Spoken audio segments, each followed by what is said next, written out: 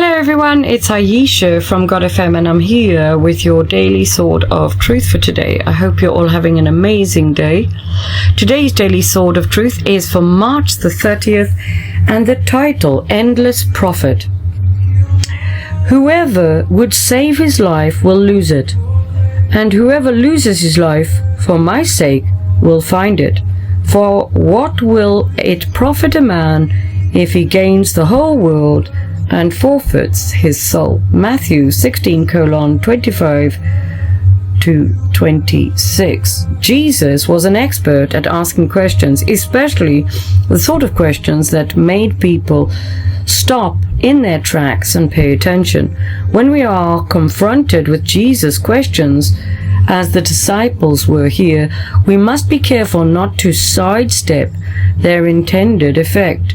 At first glance, Jesus' question regarding material gain at the expense of our souls might be understood primarily as a warning of impending punishment on this selfish individual.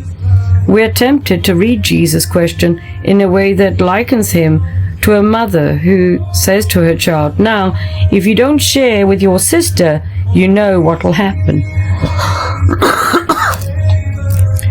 But this particular question is more along the lines of an observation. Jesus is pointing out what happens when we orient our lives and decisions around our own sinful longings, around our possessions, and around our accomplishments, our desired identity. To live in such a way, he says, is to forfeit your very life. The loss of life of which Jesus is speaking here is therefore both immediate and eternal.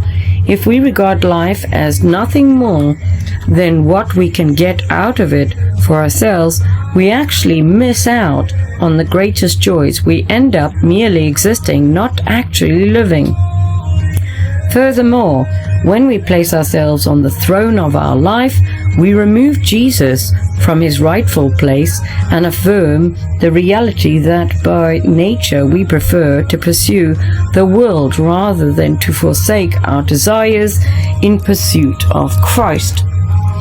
If we continue in this way, we will forfeit the gift of eternal life that he loves to give to his subjects.